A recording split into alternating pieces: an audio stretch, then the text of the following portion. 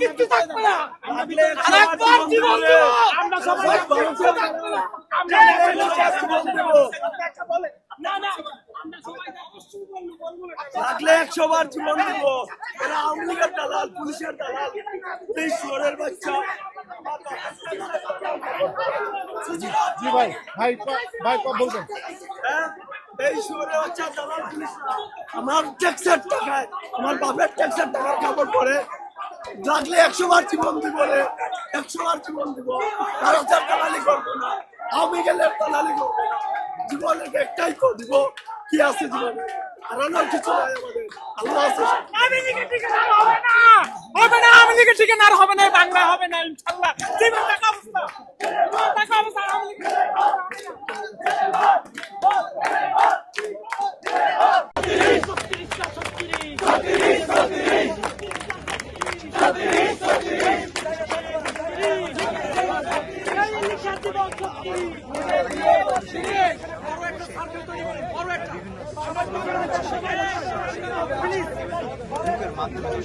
এবং সাধারণ জনতা তারা কিন্তু বসে কিন্তু সেখানে স্লোগান দিচ্ছে, সেটি কিন্তু সরাসরি সুন্দর করে আমরা কয়েকটি কথা বলতে শুনবেন। আমরা কাউকে আগ্রহ করবো না। আমরা পুলিশের ছাত্র ভাইদের পক্ষ থেকে, ছাত্র জনতার পক্ষ থেকে যে আমরা এখানে অনেকে জানেন, এখানে অনেক আওয়ামী লীগ রয়েছে, তারা দেশ অফিসেরা দুষ্কৃতি করতেছে।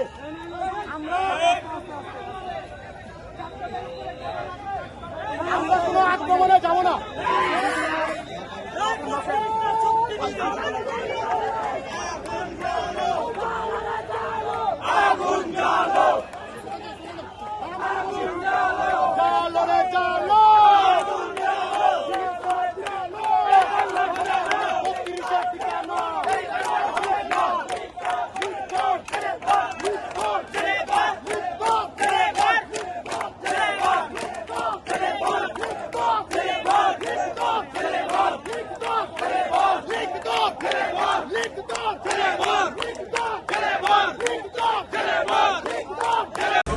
যেমনটা দেখতে পাচ্ছেন এই মুহূর্তে ফেসবুকের মাধ্যমে আমি সরাসরি যে বাধামূলক সেই বত্রিশে বর্তমানে সেটি কিন্তু বাংলাদেশ সেনাবাহিনী সেটি ঢেকে রেখেছে। আইন শৃঙ্খলা বাহিনীর সদস্য নিরাপত্তাজনিত কারণে রংপুরের ডিসি মাসুদ আলম তিনিও কিন্তু রয়েছে এই মুহূর্তে সেই ধানমন্ডি 32-এর সামনে কিন্তু আইন শৃঙ্খলা বাহিনী, বাংলাদেশ সেনাবাহিনী সহ র্যাব পুলিশ সদস্য তারা কিন্তু এই মুহূর্তে কিন্তু সেখানে রয়েছে এবং গুলির জালে কিন্তু সেখানে রয়েছে, সেগুলো সরাসরি দেখতে পাচ্ছি ফেসবুকের মাধ্যমে।